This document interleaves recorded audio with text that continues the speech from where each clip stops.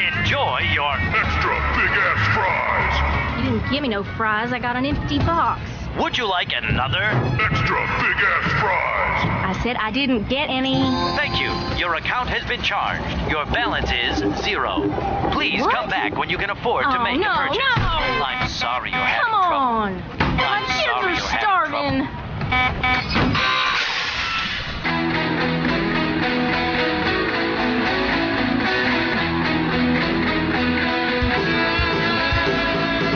Thank you for tuning in to Revolution Radio.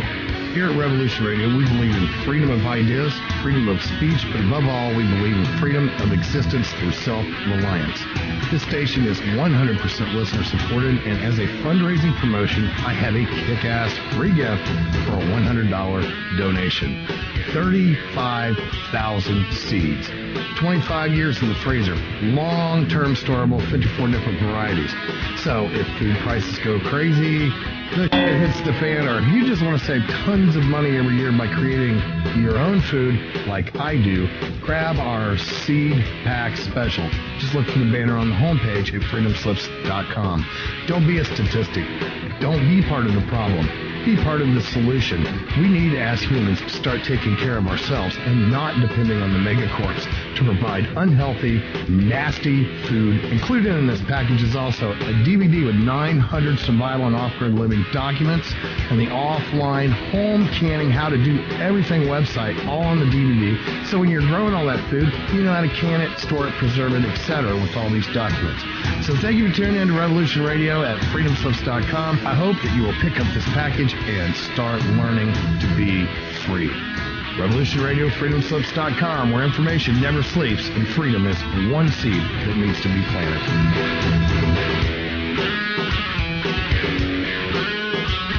What we do in life,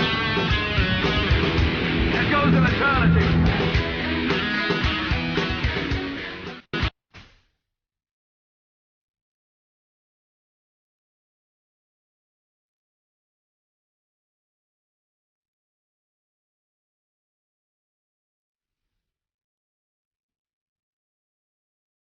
Holy cow, it's time for another Sacred Cow BBQ. Grab a plate if you're hungry for some truth. We're here to free our minds from our collective BS, our belief systems programmed into us through a lifetime of indoctrination by school, church, and media. No subjects off limits. Why? Because it's all connected. Stay tuned.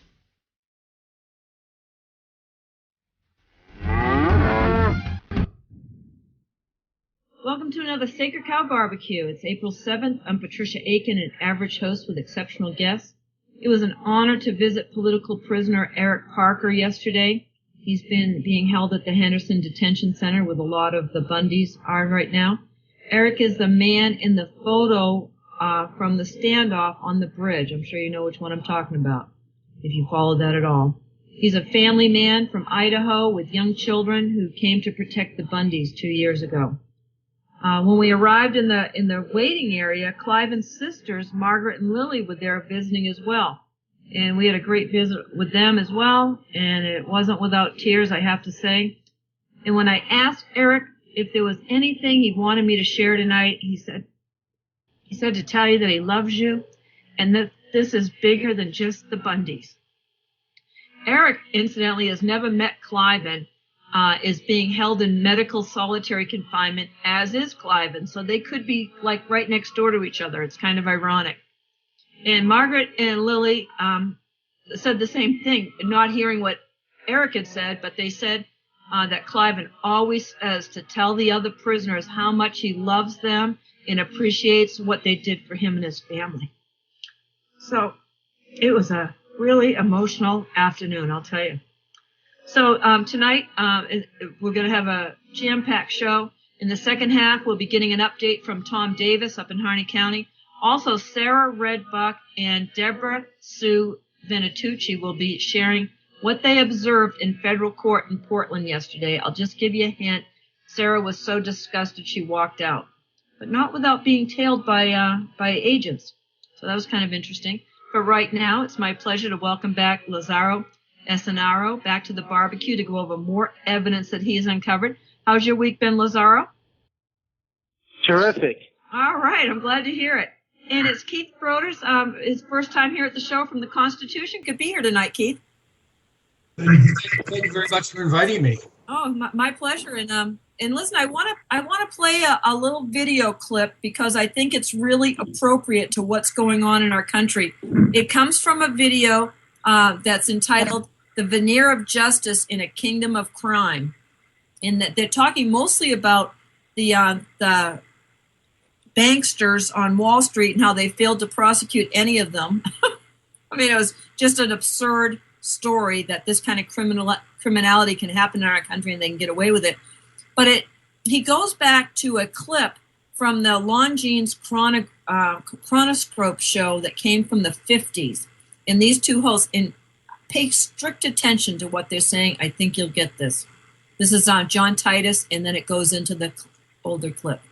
Now, sir, in general about the Department of Justice, isn't it true that nations that have fallen into totalitarianism, that one of the agencies of government that's become totalitarian or a tool of totalitarianism has been the Department of Justice?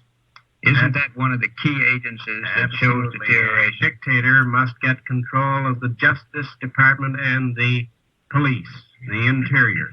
So if our own country, as many people fear, if our own country should ever fall into totalitarianism, the Department of Justice would be one of the first failures, wouldn't it? It would be an absolutely essential cog in such a machine.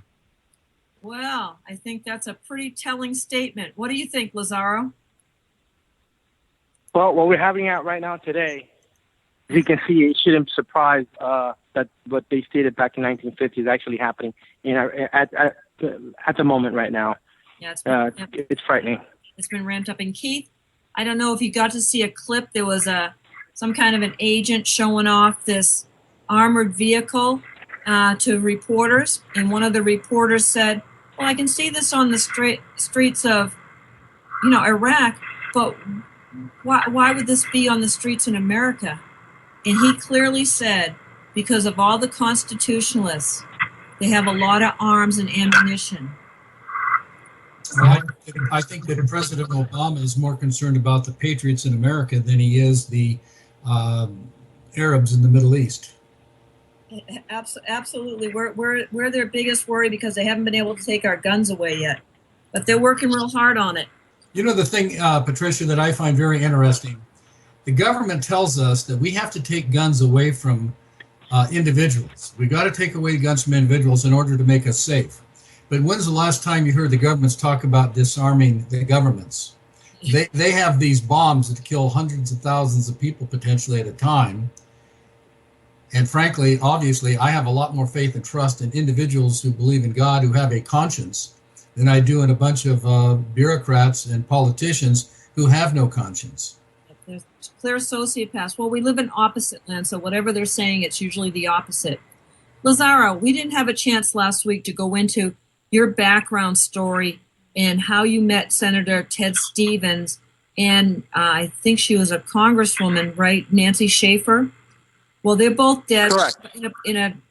I'm sure, an accidental plane crash. That's ridiculous. And Nancy Schaefer murder-suicided, in my opinion. So you want to give us the Reader's Digest on that story? Back in 2003, 2004, my daughter was born, and at the time, I was excited as a father. To have a beautiful little thing out holding it, I'm here holding and looking into her eyes and on my arms. And then something with her mother went south, and I started realizing that it was not good. So the Child Protective Services got involved.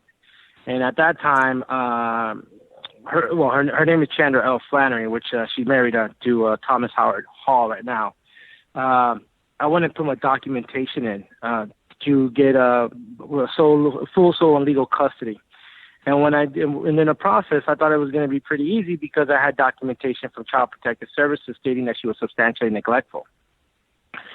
Well, it turns out during oral arguments and an evidentiary hearing, the judge at the time, Sharon L. Gleason, and there was two others who were involved, Andrew Gwenny and Mark Ridner.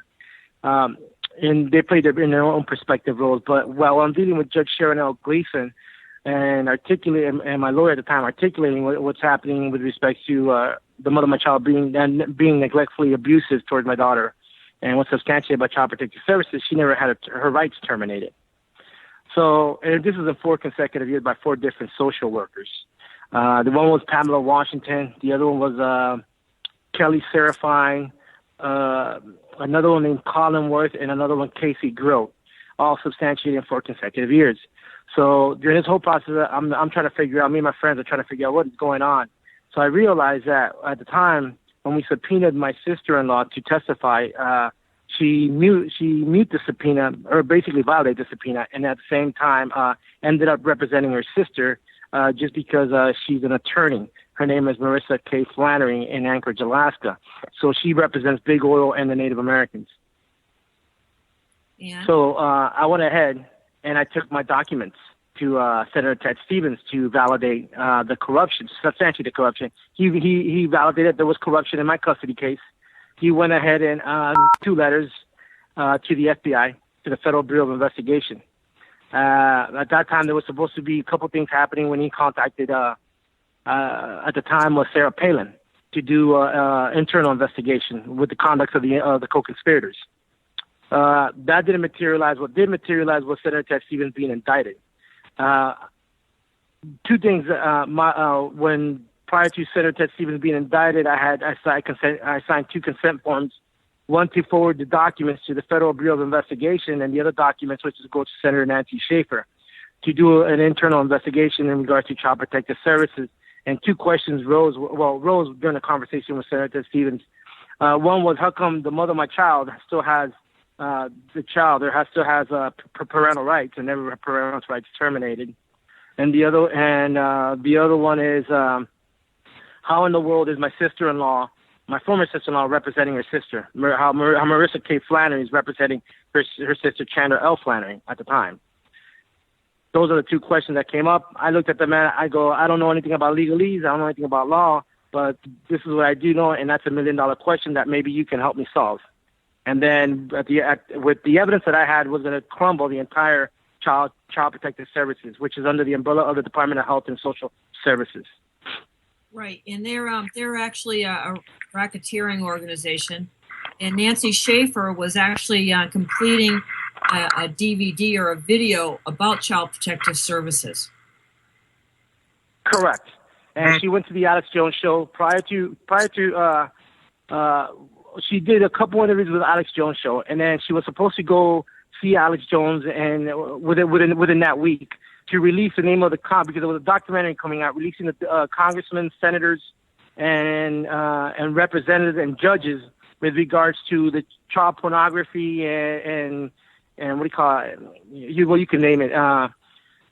So sex slaves, and all involved with the Florida Children's Alliance, California, Georgia, New York. I mean, she was all over the place. What was so good about my evidence was, like, how in the world is Child Protective Services confirming and validating that the mother of your child is substantially neglectful, yet she still has a child, while all these parents are losing their parental rights just on a simple allegation? I was like, you know what? You know more than I do. I have no idea. Yeah, well, obviously what's good for the goose isn't good for the gander. It appears so. Right, and so where did that lead? Was Senator Stevens? Senator Ted Stevens was indicted, and during the process of his indictment, the Department of Justice, the DOJ, the FBI, the Federal Bureau of Investigation, and the DA fabricated evidence against Senator Ted Stevens. That's right. The 6 of the co-conspirators that fabricated this evidence and committed fraud and forgery and perjury were never prosecuted because of Eric Holder. Eric Holder held up prosecution, but Senator Ted Stevens' name was vindicated by Brandon Sullivan and Senator Orrin Hatchett. However, I don't think that he was actually truly vindicated, and nor was Senator Nancy Schaefer's work. And this is one of the reasons why I'm here with the Bundys and finding out and seeing the truth of what's actually happening, that our government is conspiring in all this and actually enslaving us. all through the means of taxation and stealing our children. Oh yeah, the CPS thing is outrageous. It really is, and I appreciate your willingness to speak out about that. So you came to the Bundy situation thinking that Ammon was kind of a loose cannon and not kind of a little crazy, and then you found out that perhaps he wasn't so crazy. Correct. No, not at all. This rabbit hole is real deep. I mean, as deep as you can spin it. No different than the foster care agencies with Title IV funding with the federal government. I mean, this is a rabbit hole, and I want to go slow because I need to. This agenda definitely needs to come out. Prior to Lavoie's assassination, George Soros was working with Calico Resource and Barrick Gold Inc. This can be validated and in a lot of different sources, including his comments. So they were orchestrating the assassination of George Soros. I mean, of Lavoie and actually Ammon and Ryan Bundy and everybody and all the patriots. So if you look at the time frame with regards to when George Soros started buying gold were involved in the uranium with Barrick Gold Inc. and Calico Resource was on January the 17th of 2016. This is when George Soros gets involved. Also February the 18th of 2006. Well, I got a timeline. Also on December 2nd of 2015. And let's remember that Ammon took over. That the initial protest in Burns was on Saturday, January 2nd. 2016. So it only took George Soros 2 weeks to jump in on this. Right. And let me put this timeline together. So Soros continues buying gold with partnering up with Barrick Gold Inc. and Calico Resource on August the 18th of 2015.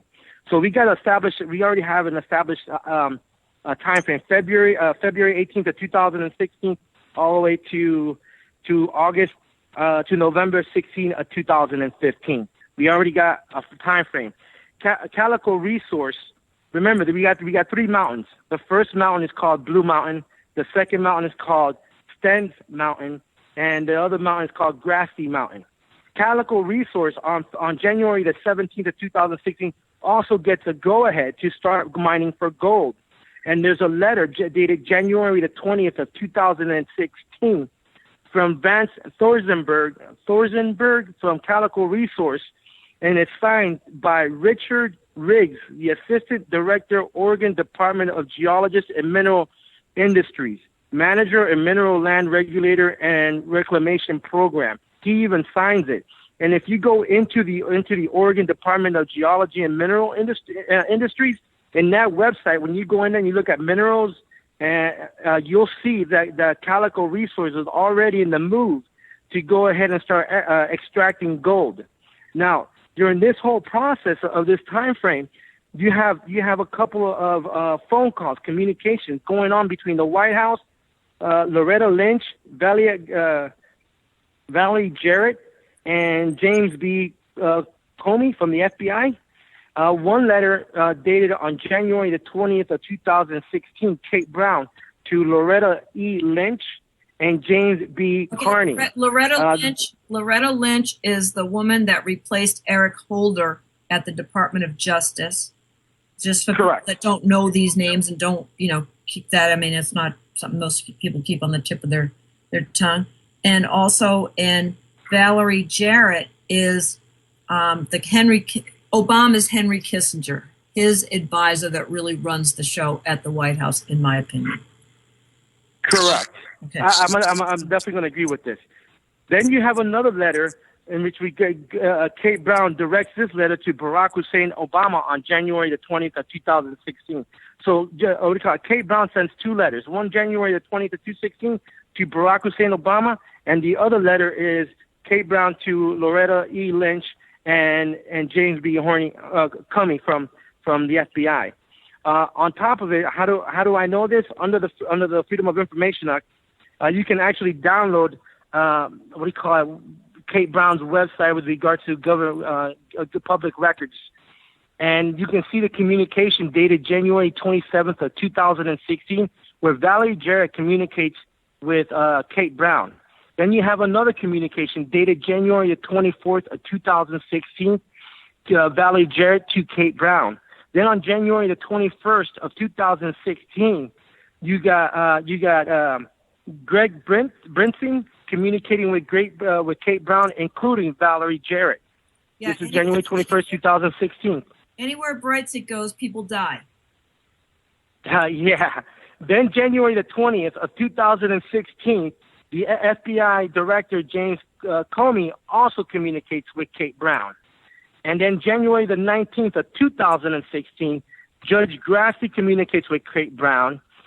White House senior staff communicates with Kate Brown. Senator Wyden communicates with Kate Brown. And Sheriff Ward, David Ward, also communicates with Kate Brown on January the 19th of 2016. These time frames, all this comes down to is Calico Resource, Uranium One, Uranium Resource, George Soros, the White House, Washington, D.C., the entire Washington, D.C., and Main Street and Wall Street. If you look at at the time frame of the gold, and we have to look at gold back then, starting on when the Bundys arrived there, you're going to see how the market fluctuates with gold, silver, uranium, and copper. So all that's related to what happened. But Kate Brown is so deep with it, with Ted Ferrioli, with Cliff Bentz, that they and a lot of legislators, that they created we call Measure 34. It's a law, and it was created on the 74th Oregon Legislative Assembly, in which they amended the Measurement 37 in 2017, in which Kate Brown was involved. Ted Ferrioli was involved. Kate Brown was involved. Let me see. Jeff Merkley was involved. Brian Bukist, because Brian Bukist was also working and planning with Boyd Britton from Boyd Britton Welding to the assassination. They orchestrated where the perfect place to assassinate Lavoie. And and actually this can be validated. That just came out recently on a news article named the Bulletin, dated Thursday, April the 7th of 2016, with the information and the outline that I sent. And they released about 1,000 pages of emails and texts. So this is between Kate Brown, your legislators, your senators, your congressmen, and the White House. So this is how deep this rabbit hole goes. But Kate Brown, what they did was create a thing called the Executive Order number 15 of 2018. I apologize. Executive Order number 15-18. And this executive order that Kate Brown wrote is all about sage grouse. All sage grouse, what it is a front. Yeah, I think it's a front. Sage grouse, I think, is the what we call that bird that. Okay. It's another endangered species that they're trying to, get ranchers and off the land with. Correct.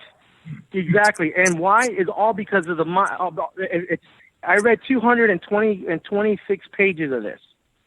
And the 226 pages, all it was about how the mine, how Calico Resource, how Uranium One, how Barrick Gold Inc. is going to impact the environment with regard to sage grouse or gross, and get the ranchers, including the water rights, patenting the water rights. Remember, because they patent water rights.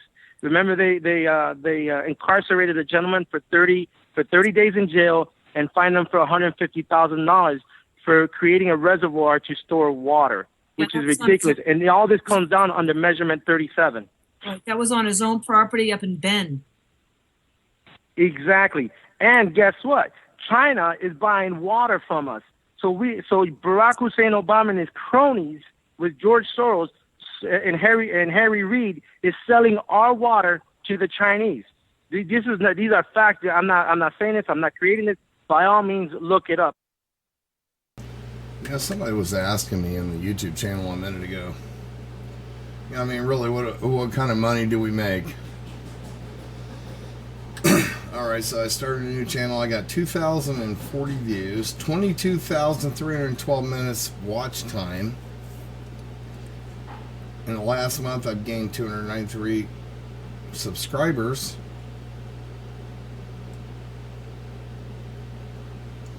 Oh, wait, I got it. Oh, hold on. I'm not sure you can see this or not. Here, let me,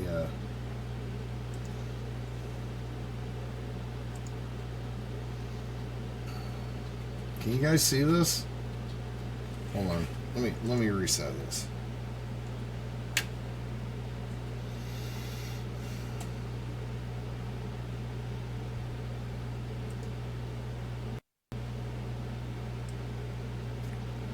Because you can't see this. You know, a lot of people ask us, guys, you know, they always say we're trying to make some money. You know, there's not a lot of money. There's not really any money to be made on YouTube. All right, so let me go do a re-screen cap so you can see what I'm trying to show you here.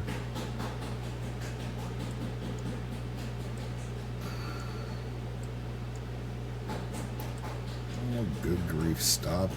There we go.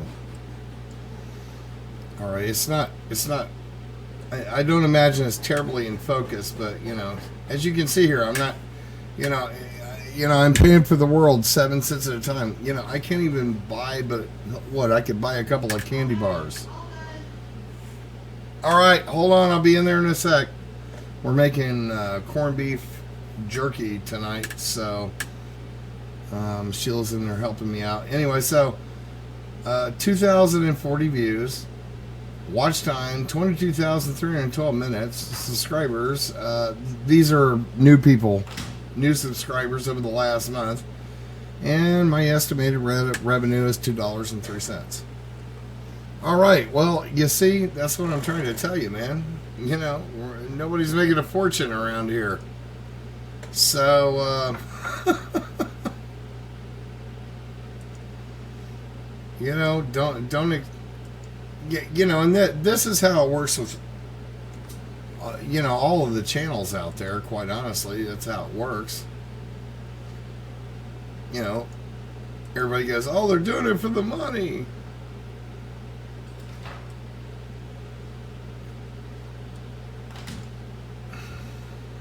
So anyway, if I was doing it for the money, I wouldn't even be bothering to do it. You know, I'm a businessman. You know, I run business. I think we're running, let's see, we're running 4 businesses now, and I'm now starting a new one, making beef jerky. You know, it's not like I'm depending on these few cents that you get from AdSense on YouTube. Anyway, so let's continue the show. Oh yeah. I mean, this took a lot of time. We've been seeing that. Keith, have you been seeing any of this? Oh, I'm just completely flabbergasted at the lack of the people's knowledge in regards to the authority and the jurisdiction. Because frankly, to me, the legislative branch of the government was created to give we the people a voice. The members of Congress can take care of all of these problems. The president gets too much credit. He gets too much blame.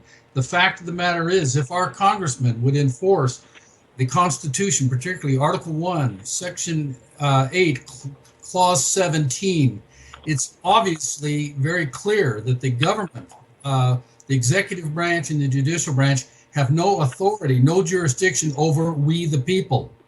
And frankly, the people are basically, due to their ignorance, are allowing their rights to be trampled upon. And that's why it is so important that we wake and shake our neighbors and help them to understand what is going on. Okay, well, all right. Thanks, Keith. Lazaro. Okay, so you put this web all together. And when was the last one? Look, Lavoie is dead on January 26th. Correct. I've got the day. So when was the last correspondence between, January 27th, 2016, Valerie Jarrett to Kate Brown. And what'd she say? Mission We accomplished. can't right now. We what we did was did the time frame. Mm-hmm. We got the time frame. We're trying to find those documents related to that time frame, and the way they dropped these 1,000 pages, it's ridiculous. I mean, it's everywhere. So this has to be systematically dissected, and to put the way I'm articulating everything that's going on right now. Once we're able to put all that in a time frame, it'll be terrific. The only thing I did get is what is the letters from Kate Brown to the Oval Office and to James Comey and Loretta Lynch, and then also Valerie Jarrett's communication with Kate Brown and the White House. Okay, so and yet the Patriots are the ones being charged with conspiracy. Yeah, exactly. These guys are criminals. So what they did is they created these called statutory laws, and under these statutory laws, if you go into their website, you can start. And I beg all your audience to go where it says the 74th Oregon Legislative Assembly, and once you get into that website, you're going to scroll down, and probably the second page, almost towards down the middle, you're going to see where it says Measurement 37. When you click Measurement 37, it's going to take you where Measurement 37 is defined on the Oregon Ballot Measure 37, which is a controversial land using ballots initiated that passed in the U.S. state of Oregon in 2004 and is now codified as the Oregon Revision Statute, ORS 195.305. I beg everybody to read the word codified, define it on a Black Law Dictionary or in their website. Also, look it up, research it, Oregon Revision Statutes. Now, when you hit the Oregon Revision Statutes... Hold on for a second, if you would. Oregon Revised Statutes. Okay, so they passed a measure. They did it without a vote of the people, and then they've codified it. And so what is this statute about? So this is about Measurement 27, which goes hand in hand with the Public Law 106-257 by Congress, which is the Oregon Land and Exchange Act of 2000. But they use that to sugarcoat it. Just actually what it is to land grab with the BLM and with the United States United States Forest Services and the Department of Fish and Wildlife, right? The Oregon Department of Fish and Wildlife. Right, all the groups under the Department of Interior. Exactly. I mean, they have like 10 names on this. This is like ABC. I mean, to its finest. Right. So when you go to ORS, which is the Oregon Revision Statutes, and you click on that little link, it's a hyperlink. It's going to tell you the Oregon Revision Statute, the meaning. And it says codified body of statutory law. Well, what is statutory law? But I'm going to finish this before, and I'll come back to that. We call it governing the United States of Oregon as enacted the Oregon Legislative Assembly and occasionally by its citizens initiated. The statutes are subordinate to the Oregon Constitution. That's what it says. But when you go to the statutory law and you hit that hyperlink, you're going to see what statutory law means. It says law set down by a body of legislators or by a singular legislator in the case of an absolute monarchy. That's what statutory law means. And I'll repeat it and I'll read it again. It is written law set down by a body of legislators or by a singular legislator in the case of an absolute monarchy, opposed to oral or customary law or regulatory law or common law of the judiciary. Now, when you hit absolute monarch, which is a hyperlink, you're going to read is a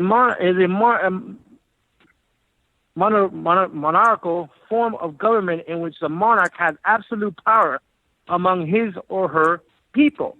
This is what your legislators passed. Your legislators also passed in how to operate the courts, your unconstitutional courts under admiralty law.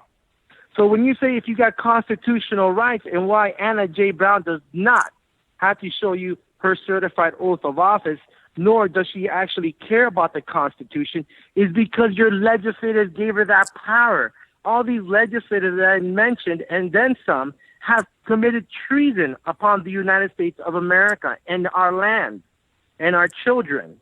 This is treason at its finest, and if Thomas Jefferson was alive right now, he'll be hanging these bastards on a tree, or at least rolling in their graves.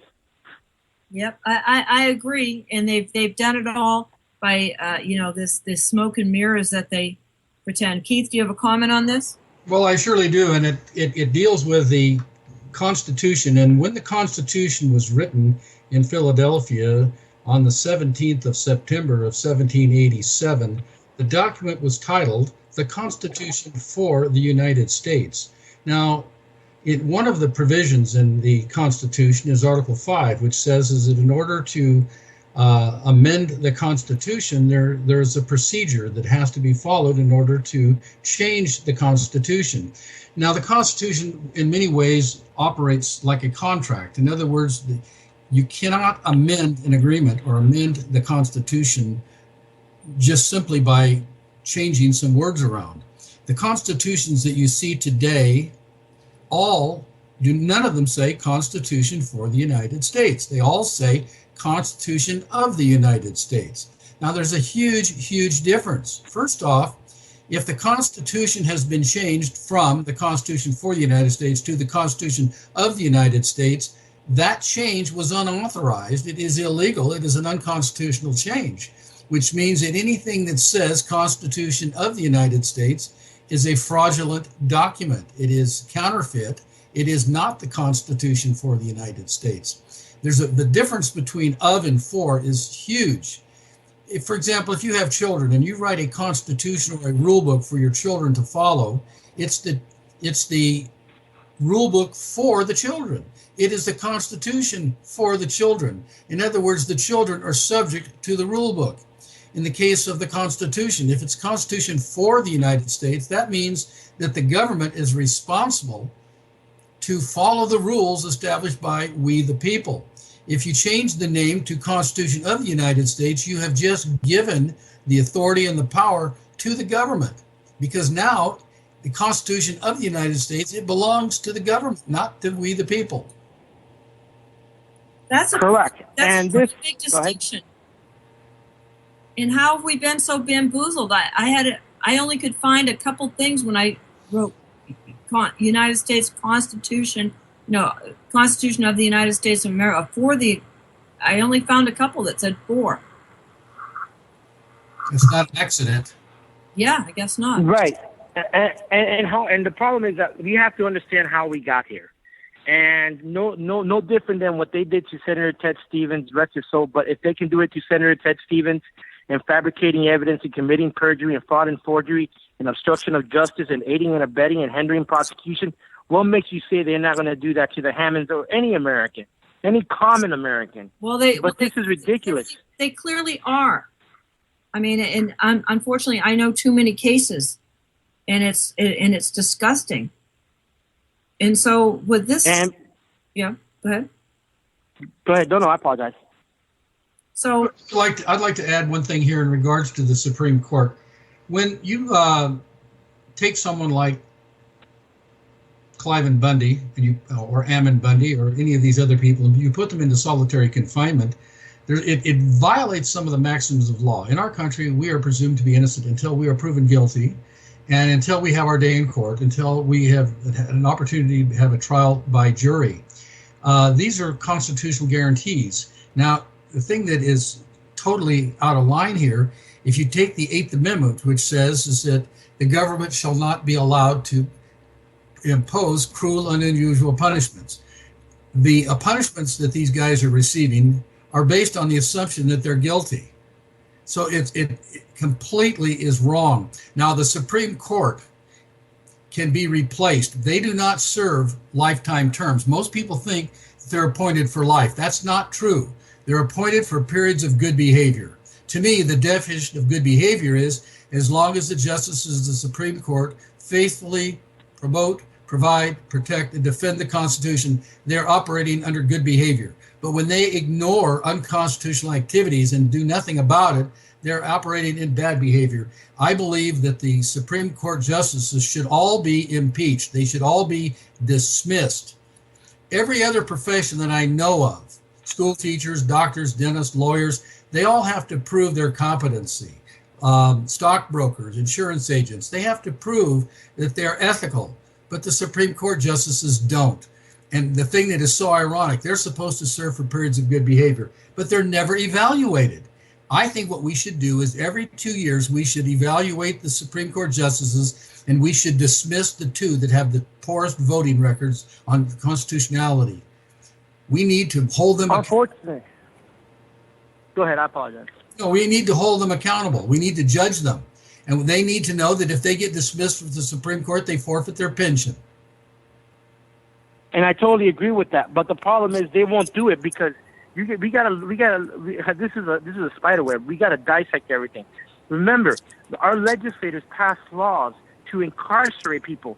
Just those laws that I just told you that they're operating under statutory laws are totally unconstitutional, and that's what they're operating on. What happened is the American Bar Association has infiltrated our learning institutions in all three branches of government.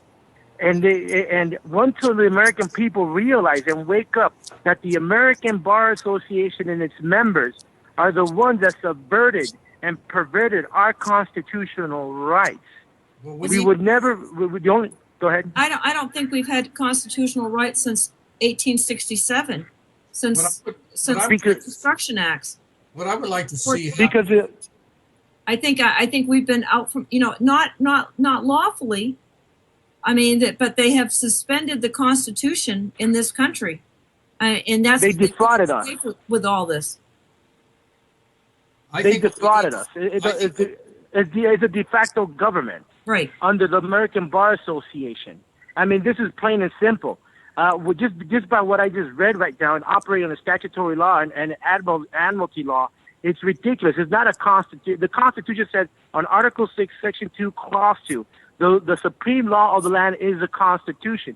What are we doing operating under admiralty law? What are we doing operating under statutory law? That's how they make their bread and butter, by imprisoning American people on petty crimes, by taking our children, stealing our children, by taking our lands, by taking our money. They have intentionally orchestrated this to defraud the American people. Well, it's the American Bar Association. Well, they've done it all over the world, Lazaro. We're just one of their most recent, and most glaring victims of this, and that the American people have gone along with it. It's absolutely absurd. Patricia, I think I think the thing that we need to do, we need to get the attention of our legislators. The power in this government was to be in the hands of Congress. We have basically, as a people, we have been irresponsible and we've been negligent. What we need to do essentially, I believe, and I think this is the key to the whole thing, when we have an election every 2 years, for the next two election cycles, we need to vote out every incumbent, period. Don't reelect anybody, okay? Right now, we have guys that have been in the Congress for 30 years, and they have a lot more power and authority than the newbies. All of the members of the House of Representatives should be equal under the law in terms of their power. And so we need to vote out every incumbent, number one. Number two, we must also, because the original 13th Amendment is not being observed, we need to make a personal effort to make sure that we never vote for a member of the Bar Association to serve in any branch of government. Amen to that. I mean, I totally concur on that. And that's why it's articulated about title and nobility in Article 1, Section 9 of the United States Constitution and Article 1, Section 10 of the United States of the Constitution. That validates the organic 13th Amendment of title of nobility. And what we have right now is a rogue government where even Anna K. Brown was appointed, David Ward was appointed, Stephen E. Grassley was appointed, not as a judge, but as other positions as a commissioner, as a budget administrator, So he's serving all three branches of government in his own town, which is Harney County. You have also. Well, that's why you should call him King Grasty. Well, yeah, you're right. You're absolutely right. Remember what I talked about Monarch? There you go. People are responding to this, Keith. I just want to hold you guys on here for a minute, and I agree. Elections are not the answer. How many times? I mean, if voting worked, they'd make it illegal too. All right.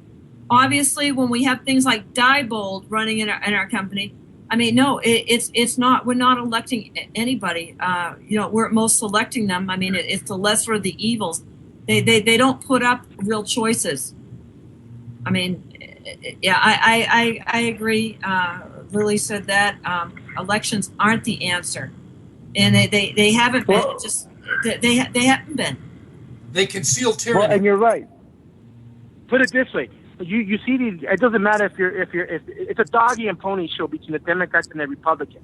Though these people, all they do is fight it. At the same time, they turn around and once they close that door, they laugh, they handshake, they have scotch, and then they laugh to the bank at our expense. Because remember, they represent us. Hold on just a second. The two Republicans and Democrats are just two different wings of the same communist bird. They're two factions of the Communist Party that have taken over our country. Patricia, one thing that I would like to see happen is I would like to see the people put pressure on their congressmen and say, look, if you do not if you don't abolish the Federal Reserve, if you do not declare the Supreme Court, if you do not declare the Federal Reserve unconstitutional, you will all be removed from office, because it's so clear in the Constitution that it says in Article 1, Section 8, Clause 2, it says the different powers. It says Congress shall have the power to coin money and to regulate the value thereof. It says it does not give the House of Representatives or the Senate the authority to give this authority away to a privately owned corporation. It's totally unconstitutional, and we need to demand no one who will allow this to stand is going to stay in office. We need to also put an end to the IRS.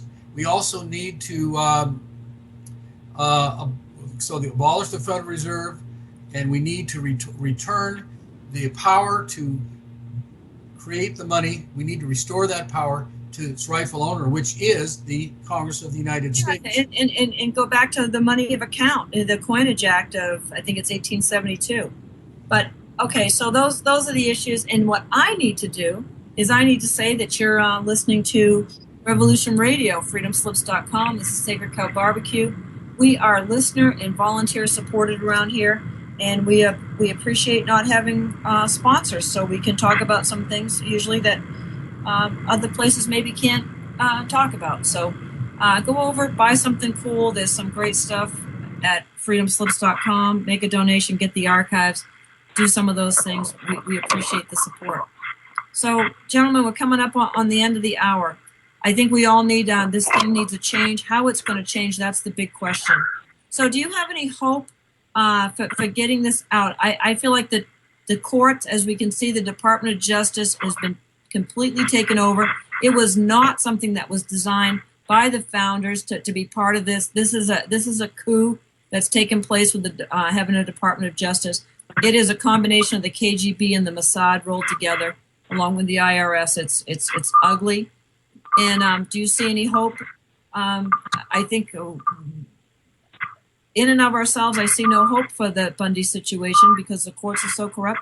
And we just have to say that it's going to be up to the Almighty and putting our faith and trust and intention there. So, Lazaro, what do you say? I hope so. I hope with the alternative media like yourself, Patricia, waking the American people out and giving us access to your show it's phenomenal. Put it this way, this is a prime example of why America is being dumbed down in Oregon. Les Vates, he is a news reporter, and he's tied with Uranium One. You have his wife, Acosta Callister. She works for the Blue Mountain. It's a Blue Mountain, the Oregonian Blue Mountain, and she's an editor and a reporter. So now you have the media in Oregon is all subverted by these individuals, including his brother. called Lyndon Allen Zates. So they got the media locked down. I mean, there's nothing in Oregon that it's going to be difficult for anybody in the Oregon to know anything about this, and the mainstream media. And I'm glad that you picked this up, because this is all through George Soros and Media Matters. And I'm so glad, and I'm happy for what you're doing. And this is, again, this is not about me, and this is not about the Bundys and the Ammons. This is about the American people. Our minerals are being stolen. Our waters are being stolen and being sold to foreigners, and violating Article 1, Section 8, Clause 17, Article 6, Section 2, Clause 2, Article 4 of a republic. So what's going to happen? It's up to the American people. What are they going to do? Are they going to leave anything for their children and their grandchildren, or are we just going to sit back and let this criminal enterprise steal our fortunes? Well, it's now or never.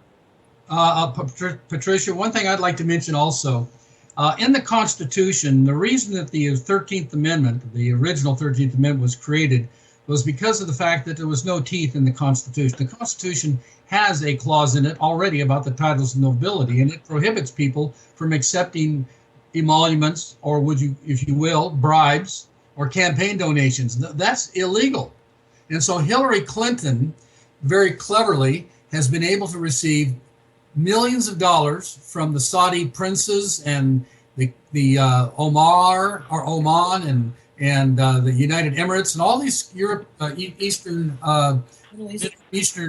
Middle Eastern countries have been donating millions of dollars to get Hillary Clinton elected. The money is going into her foundation.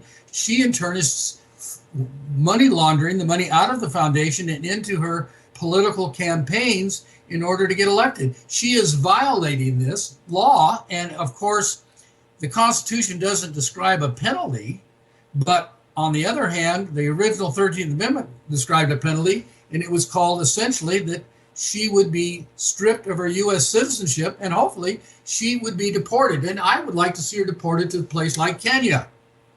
Yeah, I don't know how we can deport someone. Who else would want her? Yeah, I totally, see, this is interesting. I think there's more than millions. I think there's probably billions going to Hillary Clinton's foundation. Don't you agree, Lazaro? Oh, absolutely. 37 million. I mean, I got her lobbyists tied into Uranium One. Her lobbyists said they gave $7 million, another $37 million, and then God knows whatever profits they make. And this is one thing that the American people need to understand. Number one is that land is our land through our tax dollars. Through our federal tax dollars, those are our land. So my question to you guys is, where is that money going for? All right, I'm going to do a fast pause here real quick because, John B. Wells sent me a very short message today, which apparently he's listening or he's looking at what I have to say. So this is my message to John B. Wells over taking out so many alternative media stations where I got my information every day. They've all come to a halt, complete and stop. So here's what I told John B. Wells. I said, okay, well, anyway, you didn't follow through with anything you said to me on air. That will be addressed here on air. At least LaVoy's channel was restored. He was a friend of mine. But John, I know you don't actually run the process, but you own the process. The news with these Patriot broadcasters have come to a total stop. Complete stop. Was that the plan? Because what happened with this massive shutout, I've got emails from 21 other alternative media broadcasters. Some of them were very small, that mirrored the video you put out that was actually on LaVoy Finicum's channel. We didn't mirror you, we mirrored LaVoy with the Bundy wives, and we all got kneecapped. They got kneecapped, but maybe it was not you or whoever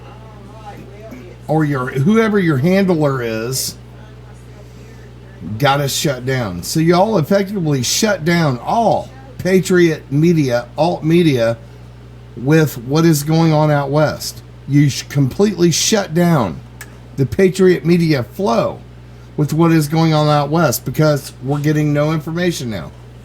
Everybody's been shut down.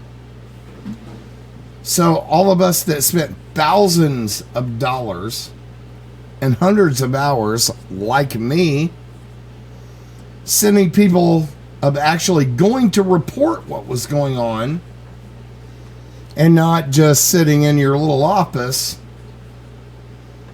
doing whatever it is you do. You gave me some lip service on air, but realize this hurt the Patriot broadcaster community badly. Not sure if you even care. And I'm assuming since nada has been done, addressed, or even done anything but ignore anything I've said to you, considering, you know, the information or messages I've sent to you. I consider you a friend in the movement and a friend on the station here at Revolution Radio. Guess that's changed. And you really need to file a disclaimer on your videos that says, if you mirror this, we will take your channel down.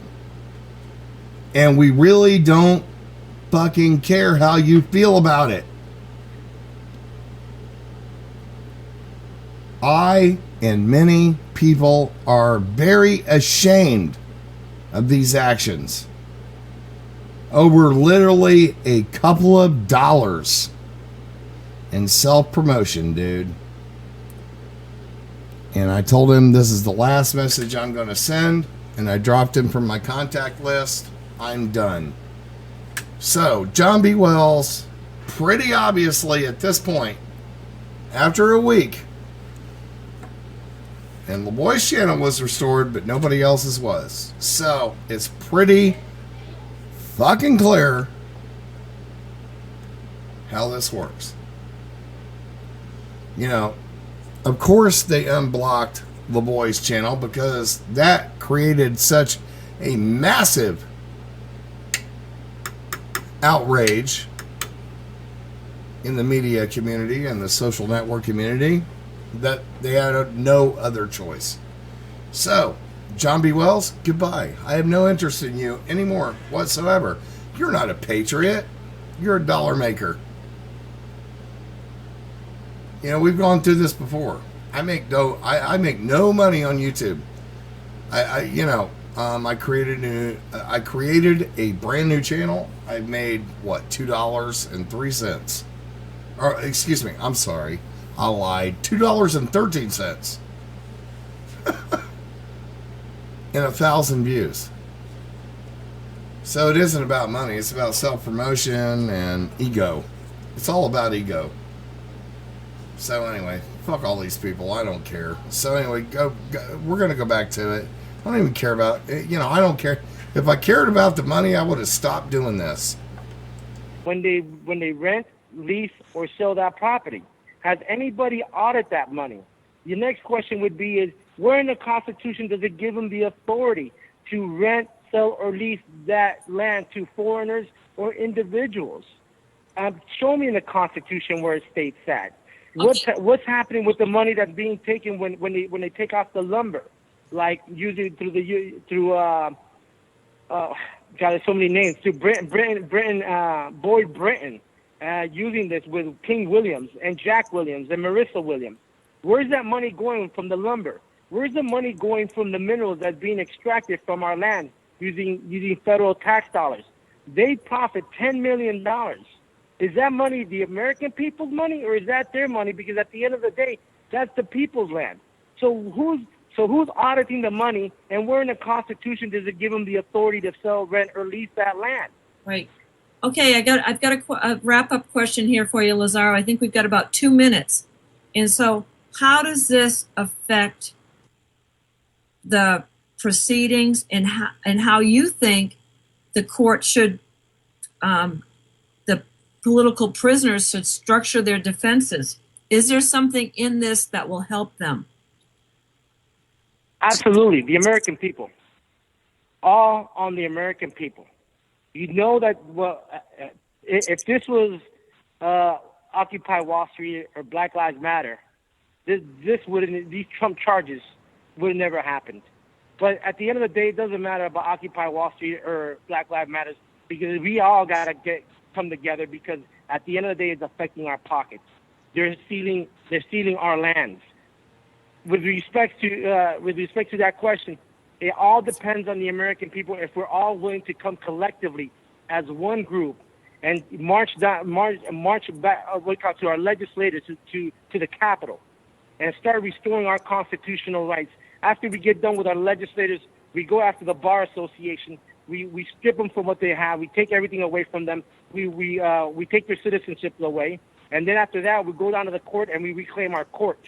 All depends on the American people. And you know what? It's affecting you. If you get a speeding ticket, if you go through a divorce, if you pay child support, if they're stealing your land, it all comes to the government. They're doing it illegally and defrauding you under a de facto government. Unconstitutional laws. It's just to me, it's just part of the greater Israel's world takeover, and our country has been led down the primrose path while we've been being entertained by American Idol and Dancing with the Stars and the Beach Boys and everything for the last 60, 70 years. This thing has been ramped up, and it mostly in the last 4 years, it's like a freight train. And what we're seeing now is completely amped up. It is like tyrannical government on steroids.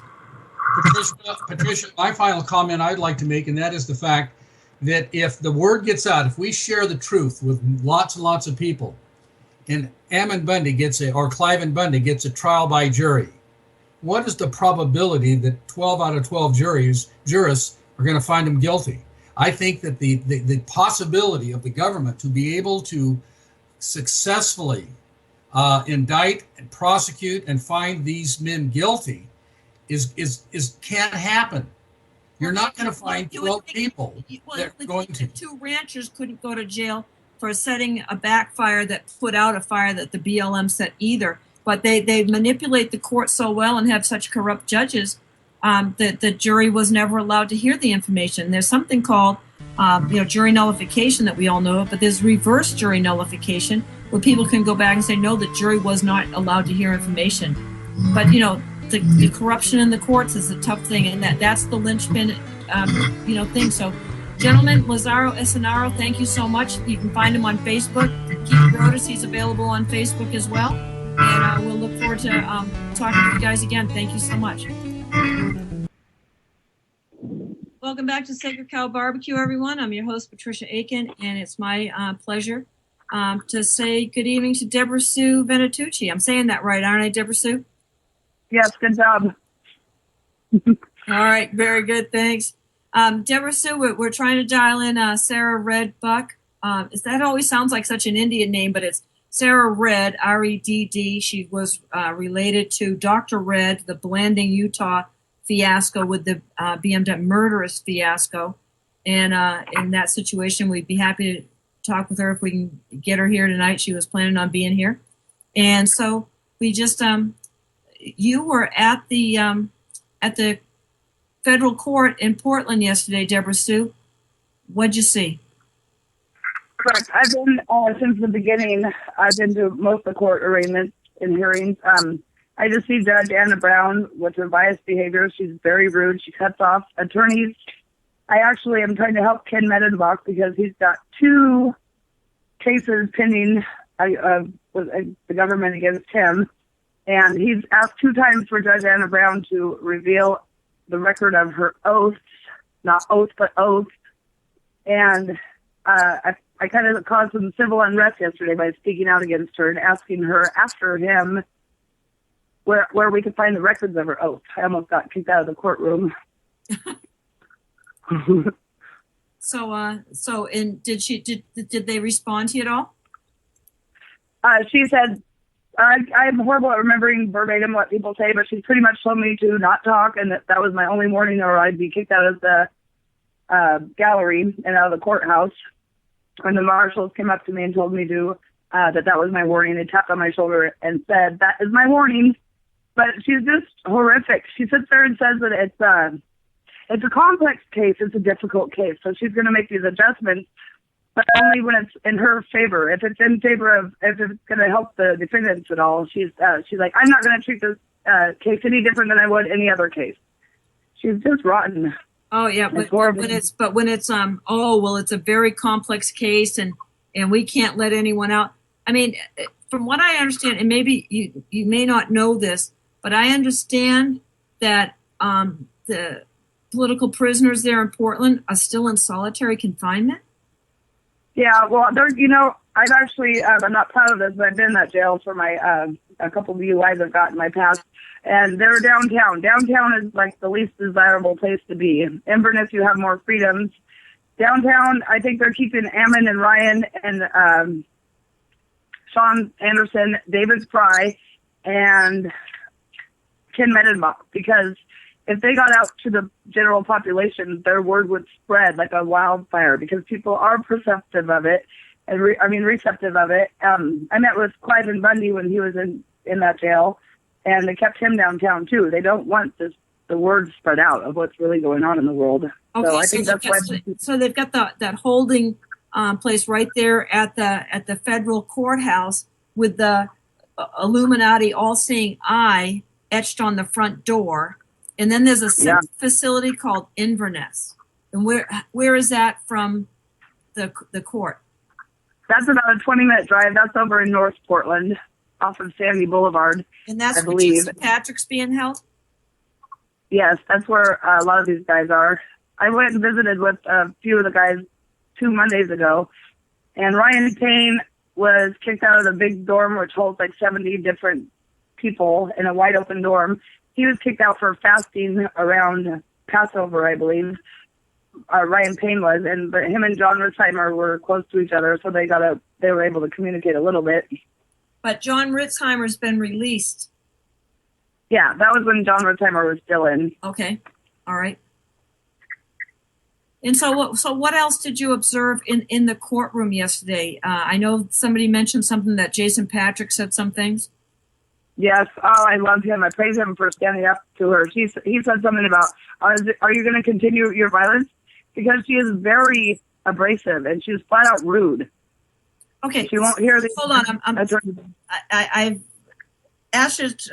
I don't think we've even talked about what this hearing was about. What was the official name of this hearing? What was it for? Do you know?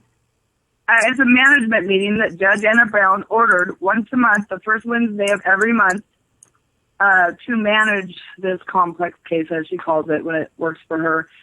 So it's just a management meeting. Yesterday, they were supposed to, according to the last month's management meeting, supposed to discuss lifting the contact order on the discovery. I didn't hear barely a word spoke of that yesterday. And they were supposed to talk about that, and they're just a management meeting, and it's kind of confusing because so much goes on. But so it's just a little circus. Yeah, and then afterwards, Sean Anderson called me from the jail, and after the court arraignment yesterday or the management meeting, and he said that the bailiffs or the marshals were mean yesterday. Normally, the guys look forward to this meeting because they all get to see each other, talk, and pray together.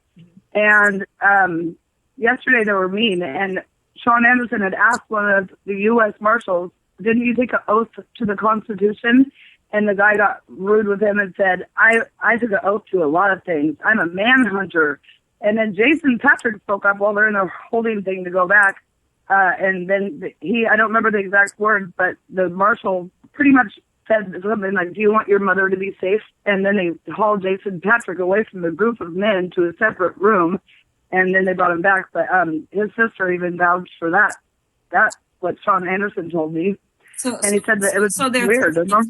So what you're saying is they're taking people away if they actually try to stand up for their rights, and then they take them in a room and tell them, how the cow ate the cabbage and what's going to happen to their family if they don't shut up?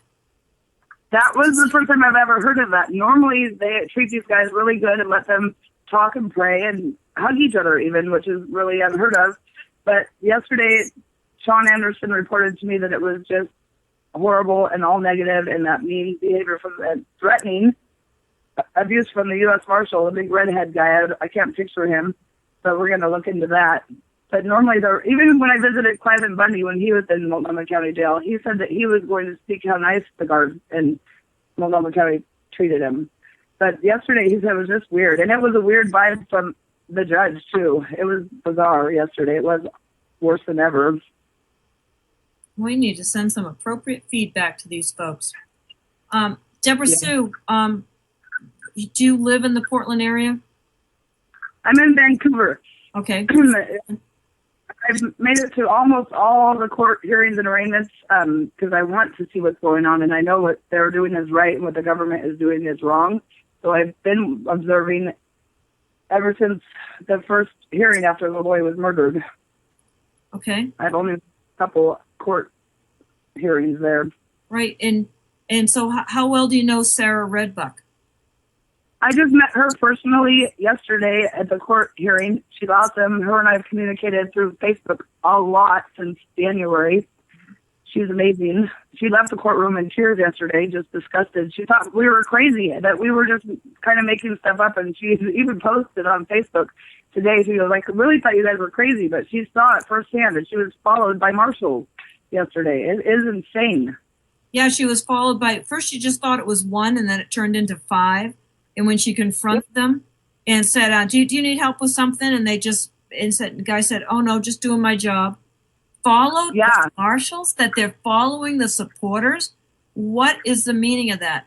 Hey, listen, hold on for just a second. I'm going to dial Tom Davis back in with us, and I'll try Sarah one more time too, since we got to kind of interrupt things a little bit here. You're listening to Sacred Cow BBQ on Revolution Radio, freedomslips.com. And I'm going to dial both these folks in and say add, see if we can get them. Tom should be home by now. He was just on his way home. And so you can follow with this, Deborah Sue. Yes. Since the thing, or did you follow the Bundy as well? Hello. Hey, Tom. I'd like you to meet Deborah Sue. I got a phone ringing on to me. Yeah, I know. That's how we're going to dial Sarah. I'm going to hang up from her in just a second. She's not getting us. We've got a misfire going on there, so I apologize to everyone. So, Tom, I'd like you to meet Deborah Sue Venatucci. She was at the court hearing and been at all of them in Portland when Ammon and Company are doing their case management meetings and in different hearings that they've had. And she's been talking to some of the inmates. Hi, Tom. Hello, how are you? She's pretty disgusting, to tell you the truth. So, Tom, why don't you tell us, you had a meeting, there was a meeting in Harney County this week, was there? Am I get that right? It went on today. I was working, and I never got down there. But Steve Grasky's up there saying how wonderful life is in Harney County and patting himself on the back for doing such a great job. And then he's got that little Kennedy kid and that up there bragging about how great things are and everything and wonderful. And it's just kind of ridiculous. Jarvis Kennedy. Yeah, and what's Jarvis Kennedy's role? He is the speaker for the Burns Paiutes. Oh, isn't that interesting? So everybody's happy now? Everybody's happy, wonderful. Life's going back to normal in Harney County, and it's a great big love fest. Oh, well then Steve Christie is back to being king. And back to being king and back to the corruption. Wow. Not if we can help it. Yeah. Yeah. It's kind of funny. Everybody that's happy and wonderful and having such great loving affair with each other are criminals. They've got arrest. Jarvis Kennedy's got an arrest record. I found out more. I'm digging up the information once I get it confirmed, and it's going to be brought out. But all these people, you know, it's Grasky. He stole land from me. He's a criminal. There's more to him than meets the eye. I got to find out. He's got a house or something I heard in Sun Valley yesterday, so I'm going to try to find that out. Sun Valley, Idaho, if you know where that is. Sure do. It's upper scale. So, Aspen, Jackson Hole type of a city. So, Tom, let me ask you this: how's the militarization of the town? Are all the military vehicles and the Apache helicopters and stuff, have they left the airport? They left the airport. There was Dwayne, a friend of mine, seen 6 government rigs come into town, SUVs, and there was a report coming out of John Day Country, 15. They're still here. They're at the Wild Horse Corral, and they're over at the P Ranch. They're still here. I had them following me during the cat and mouse game. Next time I was just slam on my brakes and let them take me up the rear with their vehicle.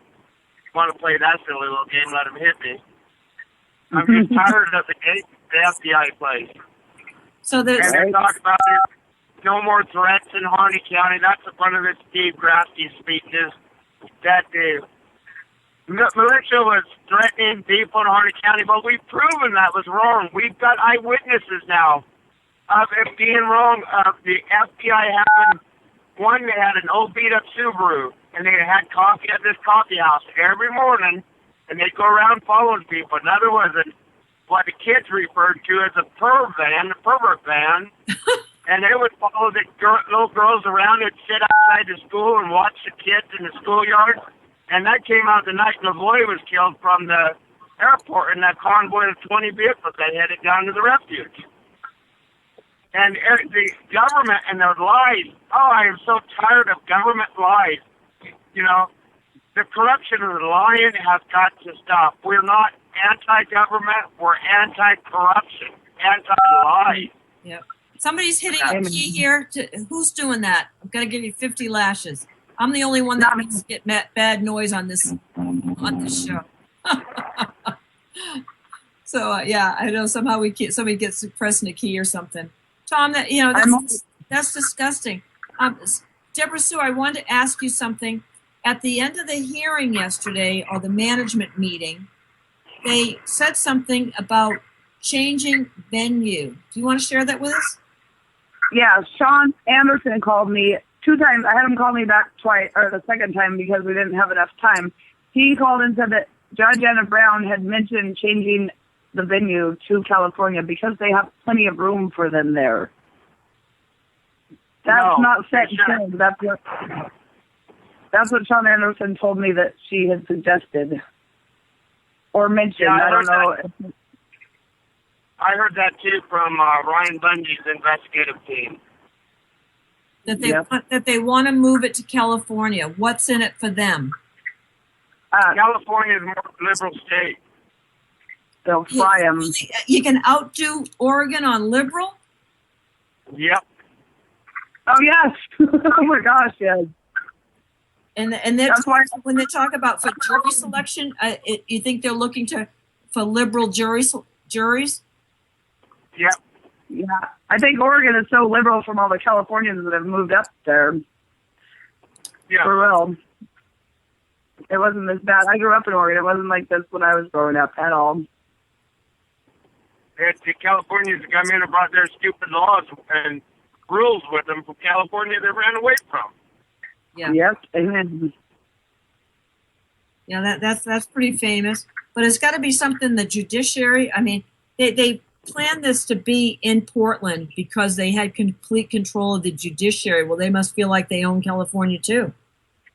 I think because of Lazaro, I think Judge Anna Brown looked like a train wreck when she walked in the room yesterday. I've never seen her look. She had bags on her eyes. She looked stressed out. I'm sorry. I don't wish ill on anybody, but I hope she's sweating it because she should not be on the stand presiding in front of this case, period. But so she looked stressed out yesterday, and her behaviors proved it. Well, good. Yep. Yeah, Lazaro's really uncovered a bunch of stuff on her and her dealings. Amen. Yep, a lot. Yeah, not surprised. So Tom, there was some word on so-called picking up people in Harney County. In Harney County.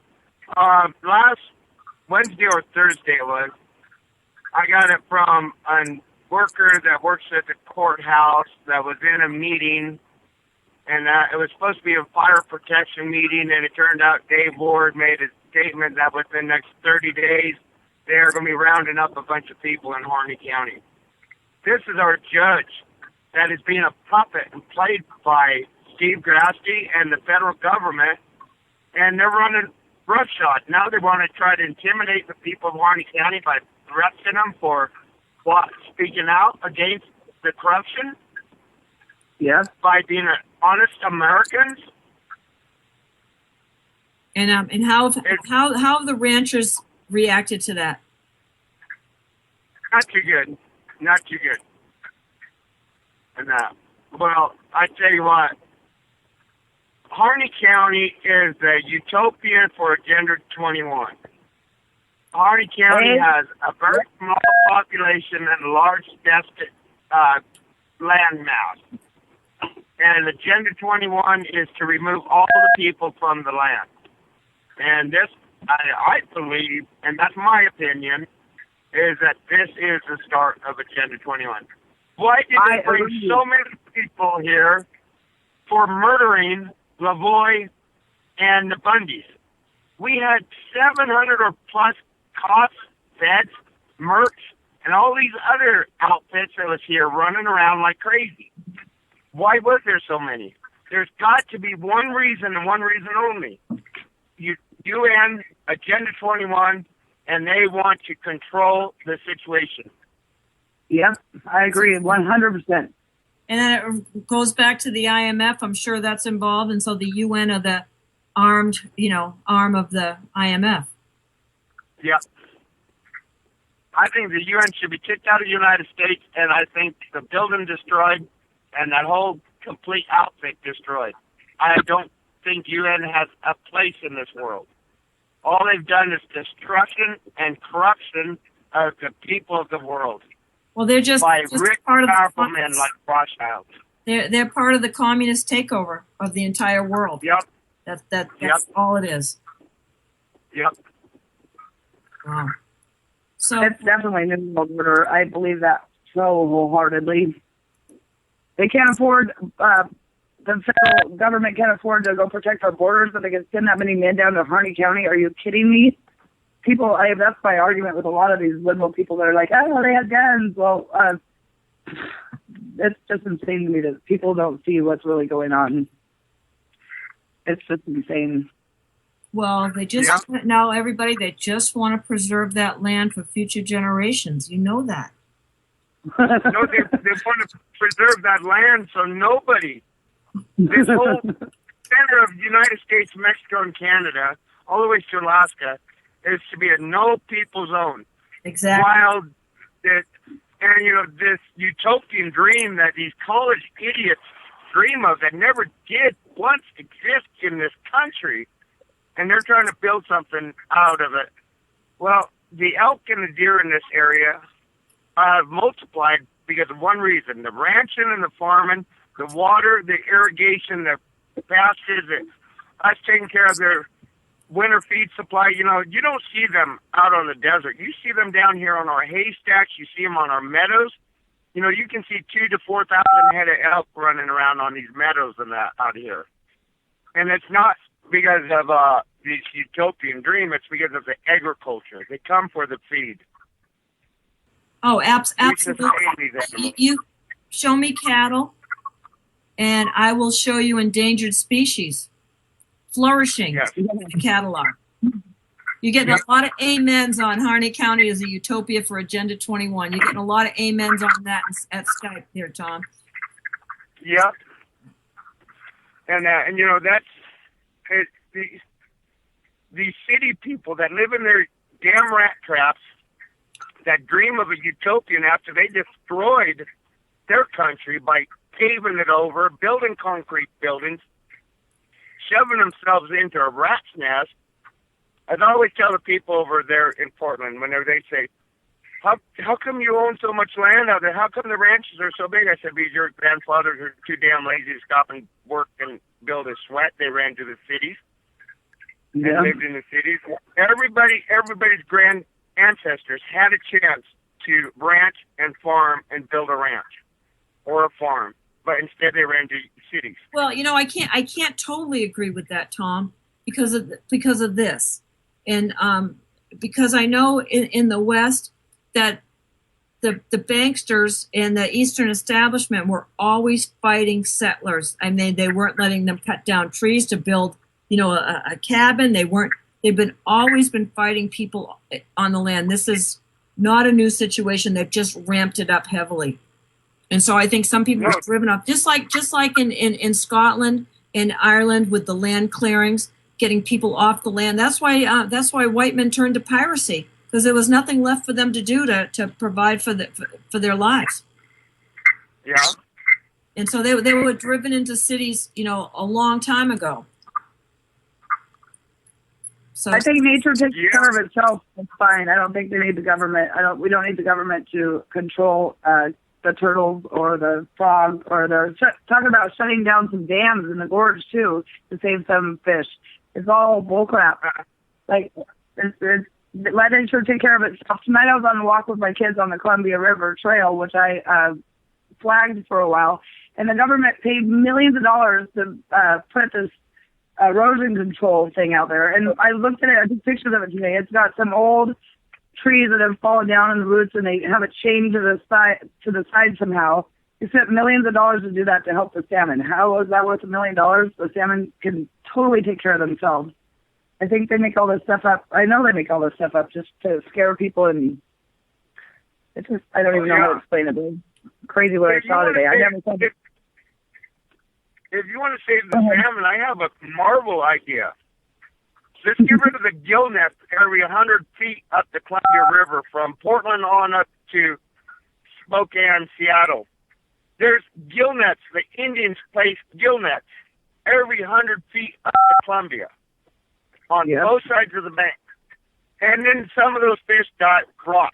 They get drunk and they don't check, like Silo Falls. They get drunk and forget to check their nets for 2-3 weeks. No. And let's get rid of those gill nets. If the tribes want to fish, you go back to your native way of fishing on a stand with a pole and a net on the pole.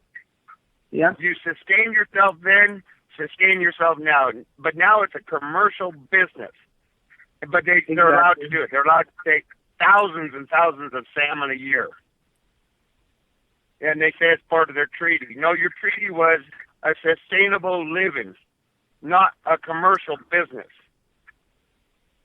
That's my opinion. I guess they continue to buy those people off. So what's so speaking of so-called native tribes, what's going on with the Paiutes? I mean, they're fat and happy now that they've got their $40 million to build their casino. No, they're still whining about the art. Now, I've got some interesting facts I just found out. When they built the refuge back in the buildings of CC Corp, the CC dug up 7 or 8 skeletal remains of Native Americans. And they dug up artifacts when they built those buildings and disturbed artifacts. But nothing was said by the Paiutes. They did not say nothing. They did not have a fit. Then in the 80s, after the flood, in front of Andy Dunbar House, they built the road, reestablished that road that was flooded all out. They dug up some artifacts and some skeletal remains, and they just put them over into the ditch and covered them up with mud. And that. Where was the Paiutes? There was no outcry in the 80s. Then you had Crumble Reservoir built. They took Crumble Reservoir Road through an old settlement of Native American settlement, and with a D9 cap pushed up pestos, bulls, scrapers, everything, arrowheads, and just destroyed them, and they never stopped doing work, and they just continued on. Where's the outrage from the Paiutes? Well, it's, Oh, yeah, I remember. It's obviously selective outrage when they're being paid to be outraged. Yeah, yeah. And you know, the government was asked that day down there, a friend of mine asked the government, his own words, when they were doing Crumble Reservoir, what would you do if I was to be out there pushing up artifacts and everything? The government said, we would shut you down right now. He said, then why are you doing it? Because we're above the law. Exactly. And it goes back to exactly what they said in that search and seizures of those vehicles. In paragraph 1, statement E, they are to search and seize any artifacts found that belong to the Malheur National Wildlife Refuge and or the federal government. I never once in that whole statement seen anything mention of the Burns Paiute tribe. And that was by Catherine Armstrong. That was in that search and seizure by Catherine Armstrong. Signed by Judge, I think it was Stewart or Seward, something like that, judge. I'd have to look at the judge again, but And she was just an Armstrong is appellate court the judge. FBI special agent who's also, she's the badge and the bar card, right? Yep. Okay. She's the one that's in love with Ritzhammer. They're always talking about John Ritzhammer. Like she has a fancy about him. You read what they call in their warrant for arrest, which is not a warrant for arrest. All it was a criminal complaint. And this Catherine Armstrong is sitting there, and all she keeps mentioning is John Ritzhammer. John Ritzhammer. And it's like, girl, you in love with him or something? You got some fantasy? Nah, it's just kind of weird. But that was a criminal, like, they never had a warrant for their arrest till 5 hours after they killed LaVoy and captured Ammon and that. They were detained at the OFP setting. Go ahead, Jeff. What are you saying? I've been saying that just off personal opinion from the beginning, and I have facts to prove that. There are indictments that are whited out at the case number, and then date stamped, and then the signature doesn't match the date. Yep. They did not. That's why they sat on the side of the road for 5 hours. I fully believe that, and it is provable. It is fully in black and white. They didn't have a warrant. Talk with Shauna and several of the other defendants. That's exactly what happened. They had no warrant. They were detained, and as the Oregon State Police said, the murderers themselves, they were detained. How can you detain people for 5 hours and have no warrant to kill people? Yep. There's so many illegal activities that happen here, but yet we have Secretary of Interior coming down here, and all the OSB and Kate Brown and everybody patting Dave Ward on the head like a good little puppy dog. You did such a wonderful job. You're our hero. You have Harney County people running around, our hero. Yeah, he needs a bodyguard. So what good is a sheriff that needs a bodyguard? I know. Yeah. Good Lord. Actually, let's rephrase that. They are not bodyguards. They are handlers. There's a big difference between bodyguards and handlers. Bodyguards are to protect and defend you. A handler is to keep you quiet, and if you step out of line, to take care of you. That would make more sense. Yeah. And that's Dave Ward's own words. They're his handlers. So he has been recorded as calling them handlers, Tom? I don't know if he's been recorded, but I got that from people at the courthouse. Wow. There's people at the courthouse pissed off about this whole thing, and they're finally starting to come out. This corruption goes into Grant County. My friends are starting to look at Grant County now, too. There's major corruption, and they got a lockdown on the industries down there, and I don't know it fully yet what it is, but there's a big mess of all over down there. And I don't know what it is. Oh, yeah.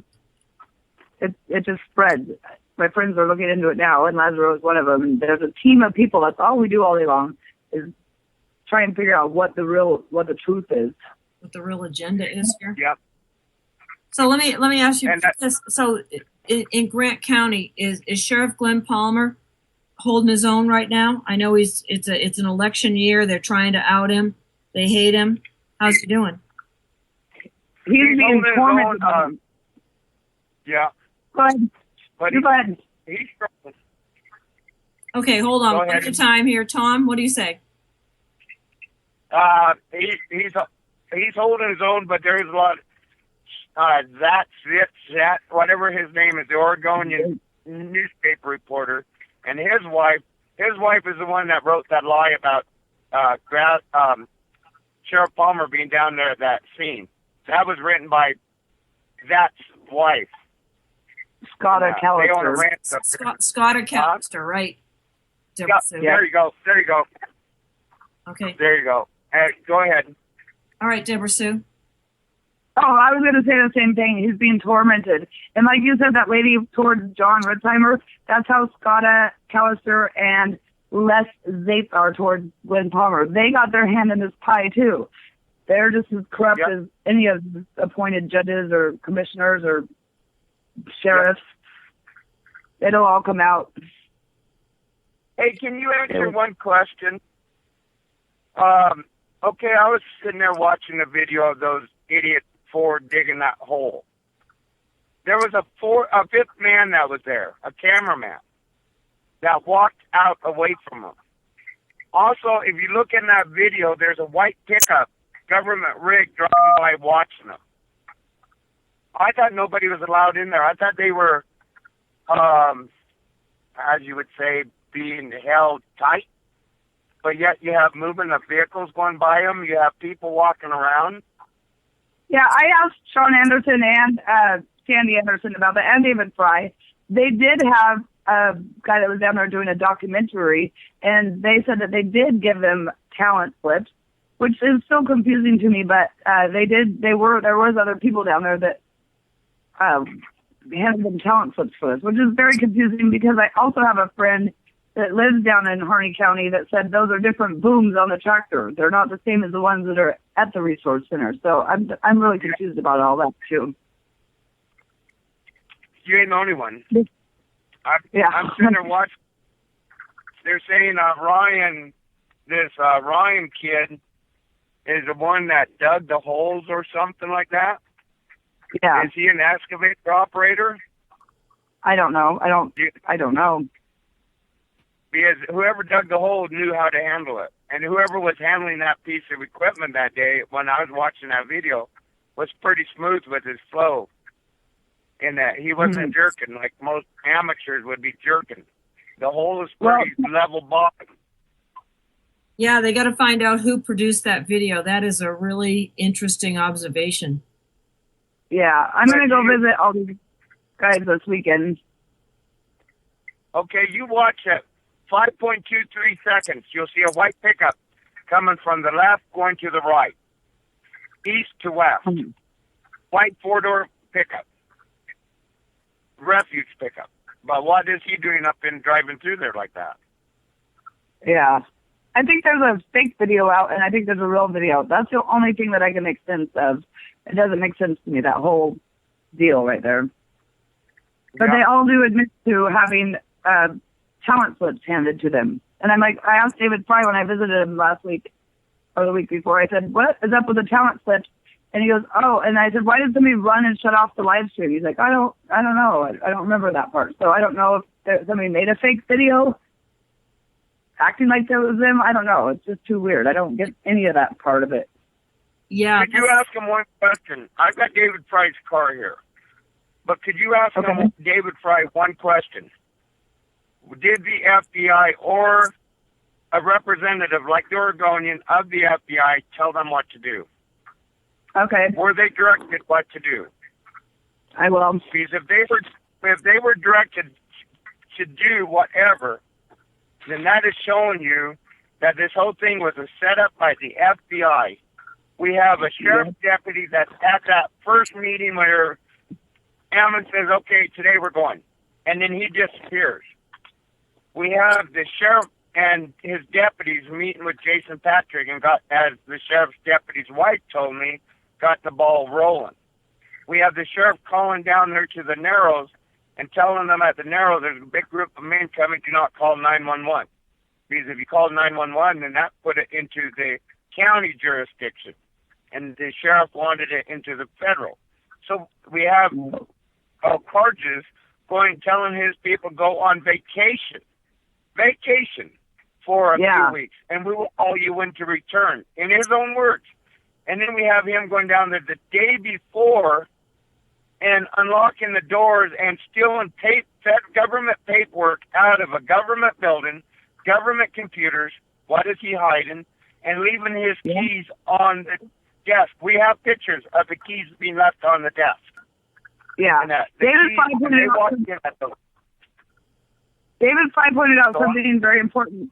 He said, sorry, I interrupted. David Fye pointed out that while they were there at the very beginning of the peaceful protest, as I call it, that a BLM employee or a person that worked at that resource center, an employee came there, a lady came there to get her personal effects. That's huge. She was allowed and welcome to come there to get her stuff. That's not impeding. Yes. Would that be? There's no impeding. Was that Winnick girl? Was that Winnick girl? Jesse Winnick? I don't know. David Fye said down there. David Fye said to sorry. I was talking over you. Oh, go ahead. No, what did you say? I said, okay, we got Jess Winnick on the 9th, went down there and retrieved all personal items at the refuge, and then was ushered to Portland by the FBI after he went to the refuge to get his personal equipment. We have U.S. Fish and Game coming down on the 5th in a pickup and standing there talking with Ammon and Ryan down in the grounds and visiting with them. Yeah. We have FBI that was undercover down there and was known to be FBI. Yeah. There was no threat. There was no threat to any of them. Exactly. So where did they come up with this, that they stopped them from going to work? Yeah. Interfering with the fishing up. Well, the people that stopped him from going to work sent him on vacation. That's one thing that really, impedes productivity at work, is being sent on vacation. Yep. Yeah. Yeah, it's pretty. I wanted so badly yesterday. I was biting my tongue. I did speak out against the judge, but I wanted to speak out a lot more. Believe that. I want to say, because all these are bunk charges. We all know that. Where is the victim? There is no victim. The U.S. government cannot be a victim. Nobody hurt them. Nobody, it's not a case. I just can't even believe it's happening. There's no victim. If there's no victim, there's no crime. Well, the state likes to, as a corporate entity, these people like to say that they're the victim, and that's where they've given corporations the same rights as individuals, and that's the whole corporate nonsense that statutory Talmudic, law has brought into this thing. It's ugly. It's ugly. Yep. So, Tom, I'm glad you're doing okay. Who else do we know? Anybody else we know that's been picked up there according to what's going on? I'm kind of interested here. They've got Jerry DeLamus is here in Henderson right now, and we're going to see him if we want to. But we heard his wife was here or about to be here, so we don't like to take up people's visitor time, because they only get 2 visitors a week for 20 minutes each. Is that the same situation? Deborah Sue in Portland? Unless you're at Inverness. But yes, it's true. 2 20-minute visits or a half-hour visit if you're at the Multnomah County Justice Center, as they call it. But if you're at Inverness, you can get online, look up Multnomah County Jail visiting, and just Google those words, and it'll pop up a securist. And you can do visits from across the state with these guys. You just need to know their inmate number. And I think they could have 3 a week or 3 a day. I'm not positive, but they get a lot more video time visits out at Inverness. They have a lot more freedom in Inverness. Well, I wonder why they haven't moved anybody over there. More people over there. Jason Patrick. Because their words and what they're doing will spread like a wildfire, and the government will be shut down. People are very accepting of what they're doing. People, even the guards at Multnomah County Jail, are saying we agree that you guys are getting screwed, and so they don't want their word being spread out because they are treating them this way strategically because they have strong, powerful voices. And I met one of Ammon's cellmates that was in jail with him, and he came out a different person from meeting Ammon. I mean, it gives me goosebumps to hear him talk about Ammon and how he changed his life and he felt like it was from God. And everybody is really receptive to what they are doing because what they are doing is right, period. And so that's why I believe they don't move them out to Inverness, because they'll spread the word and it will go out of the jail to these families, and the families will talk to their friends and family, and they'll be done. That's my personal opinion. I agree with you. Okay. Yep. I agree with you. Can I ask one question?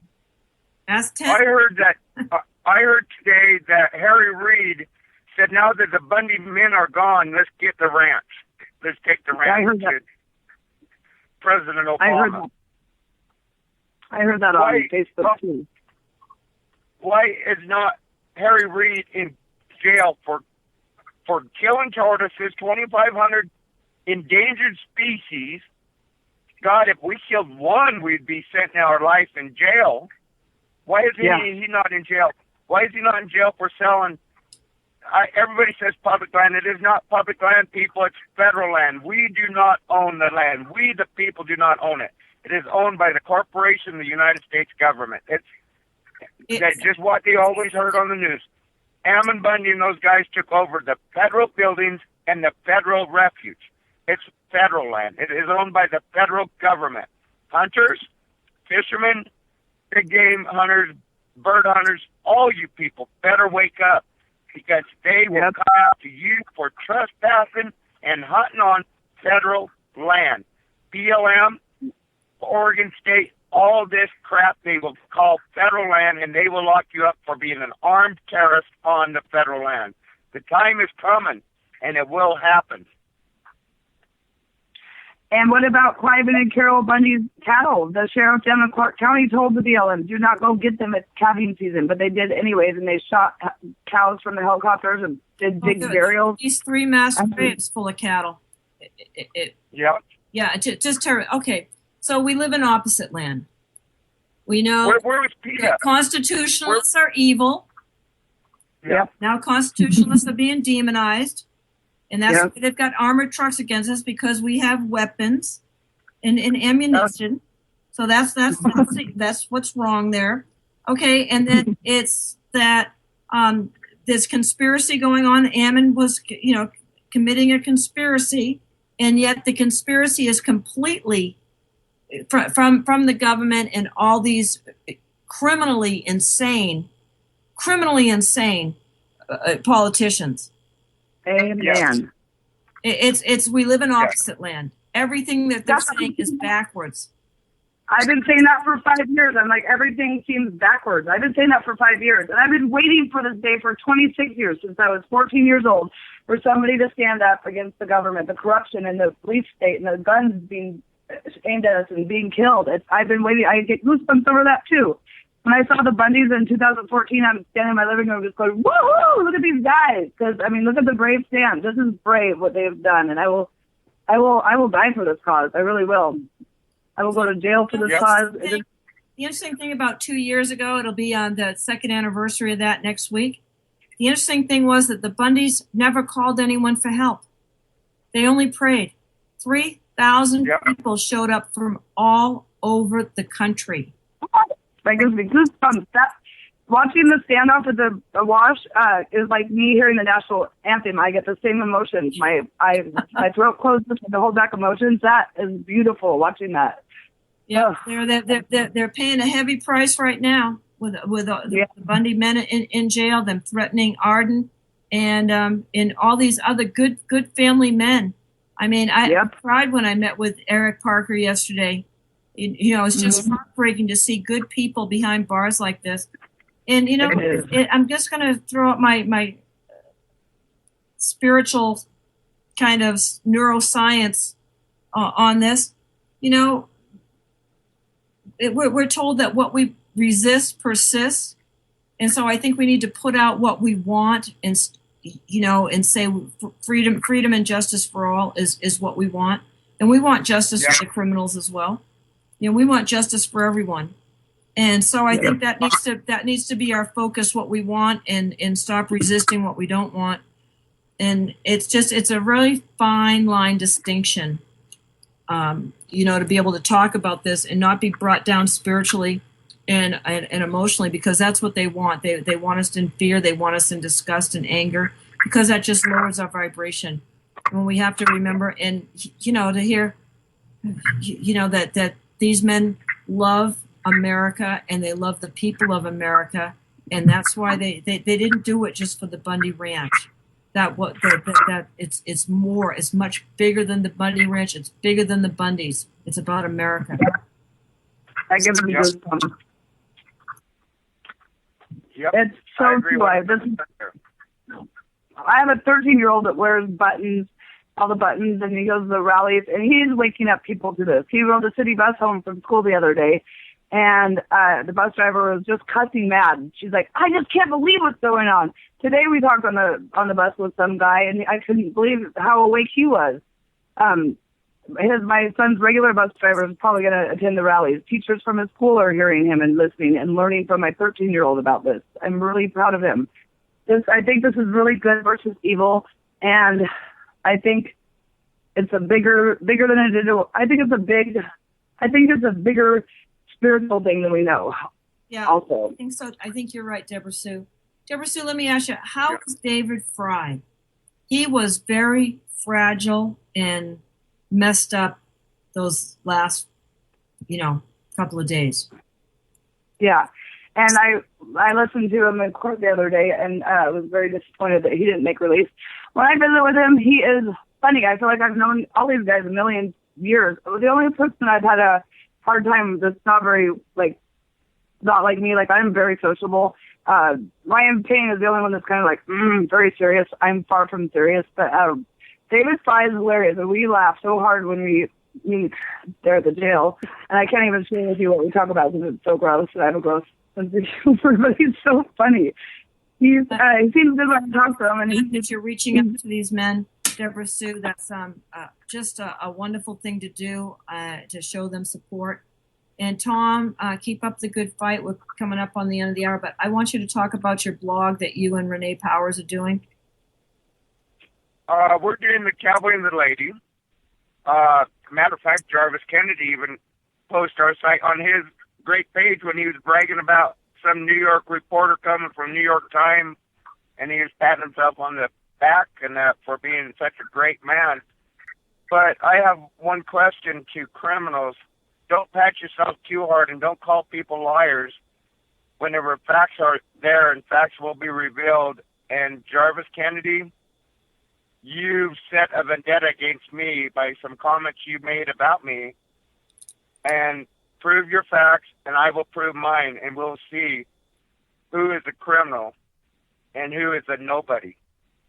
I'm not out here for glory. I'm not out here for fame. I'm out here to free our political prisoners, as I asked Greg Walden at a meeting last week. It is time that we free our political prisoners. We fly all over this world, our president, talking about political prisoners when we have them here in this country. Oh, I know. He's such a lover of freedom. That was disgusting, that speech. Yeah. And that's all I'm out for, is to free our political prisoners. I don't want fame. I have no need for fame. I'm myself. I'm just a plain man, a simple man. What did Congressman Walden have to say? Because he came out very weak on behalf of the Hammonds. And you asked him some questions point blank last week. What were those questions? And take us up to the end of the hour on that, Tom. And Deborah Sue, thank you so much for being available tonight. We run out of time here. I know we're coming up on it pretty quick. I really appreciate everything that you're doing, especially visiting the prisoners and being a support to them. Thank you so much. Yes, Deborah Thanks Sue. for having Thank me. you. Yep, thanks, guys. Now, coming up. So, Tom, what did the good congressman have to say? Okay, first of all, I started the question with, I pointed to Sheriff Wolf of Mulhare County, And then I pointed over to Representative Cliff Vance. I said, it's time we stop demonizing the Bundys. If it wasn't for the Bundys, we would not be here talking. The Bundys have started the communication throughout the world. And it's time we recognize this.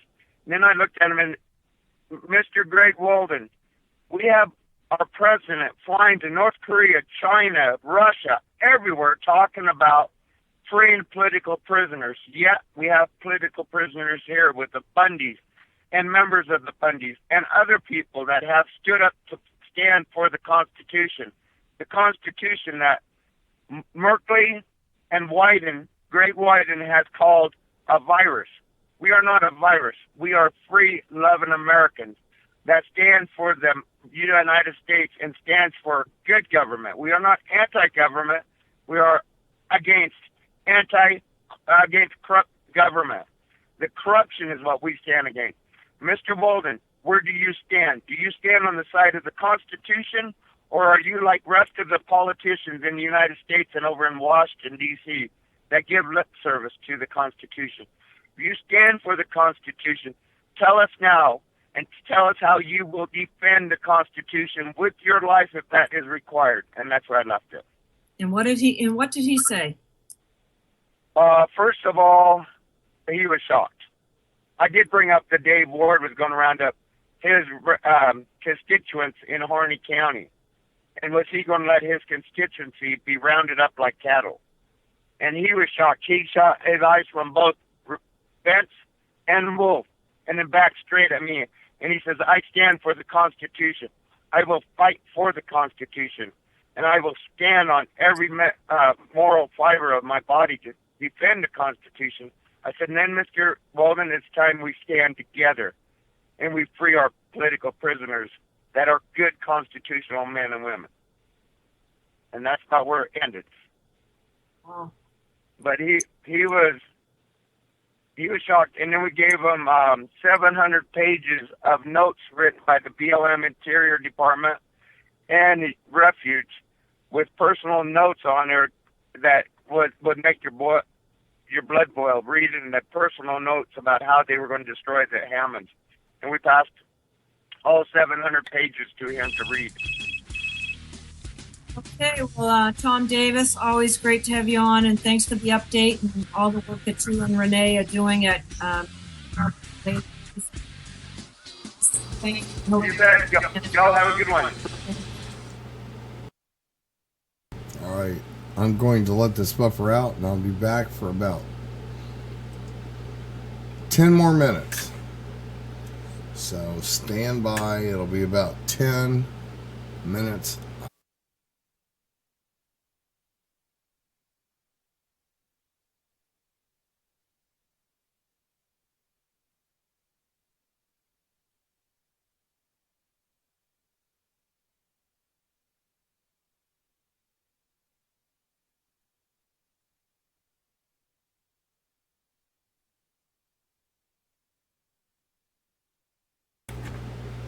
Depending on each other. There were a whole lot of us out here in alternative media that depended on each other. We had people in Nevada, we had people in Oregon, we had people in Portland, we had people everywhere.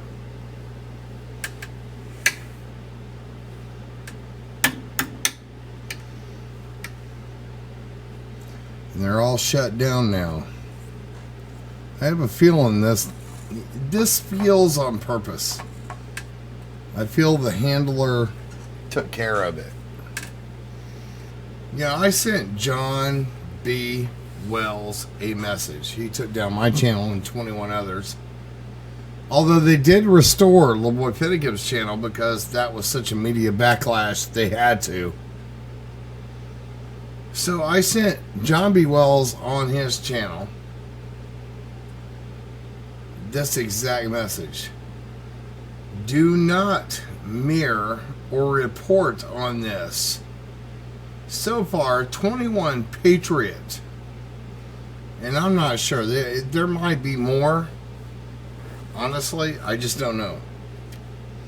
Those are the people that emailed me about this. media channels are down because this was made